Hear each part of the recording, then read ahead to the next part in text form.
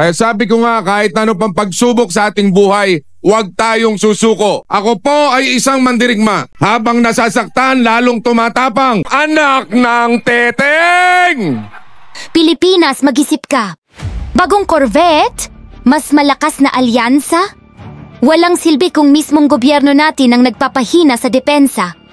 Habang pinapalakas natin ang Navy, ang pork barrel naman ang tunay na sumisira sa AFP modernization. At may mas malaking problema na hindi natin pwedeng balewalain. Magandang balita ang BRP Miguel Malvar mula South Korea. Pero sapat ba ito kontra China? Samantalang ibang bansa ay agresibo sa military build-up, tayo, mas inuuna ang politika. Justice Carpio mismo ang nagsabi, kung gusto nating ipaglaban ang West PHC, ilaan ang pork barrel sa AFP modernization. Pero, handa ba ang Kongreso na isakripisyo ang kanilang luho para sa bayan?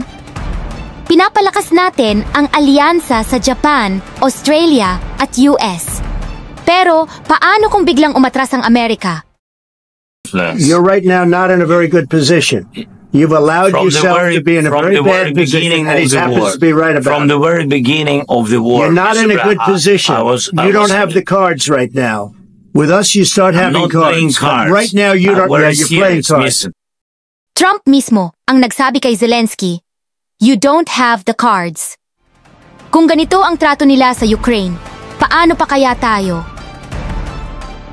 Habang tayo nag-aaway sa budget, ang China may plano ng Deep Sea Space Station sa South China Sea. Hindi lang ito para sa research, baka ito na ang bagong estratehiya nila para dominahin ang rehiyon. So, anong gagawin natin? Una, palakasin ang alyansa sa Japan, Australia at Vietnam. Hindi natin kaya mag-isa. Pangalawa, prioritize AFP modernization. Hindi sapat ang corvettes. Kailangan natin ng drones at maritime surveillance. Pangatlo, taumbayan ang dapat magsabi sa Kongreso na itigil na ang pork barrel. Sabi nga ni Justice Carpio, "The Philippines must prepare for the worst while hoping for the best."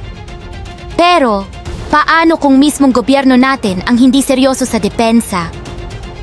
Kung gusto nating tunay na proteksyon, dapat nating ipaglaban ang tamang prioridad. Sang-ayon ba kayo na alisin ang pork barrel at ilaan ito sa AFP modernization? Comment niyo sa baba. Habang ang UK at France ay lumilikha ng sariling plano para sa Ukraine, tayo naman ay patuloy na umaasa sa US. We agreed to develop a coalition of the willing, ready to defend a deal in Ukraine and guarantee the peace. Pero paano kung talikuran din tayo, tulad ng ginawa nila kay Zelensky? May sapat ba tayong kakayahan ipaglaban ang West Philippine Sea?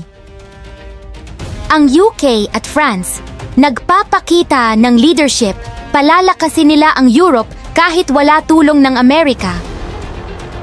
Ang Pilipinas?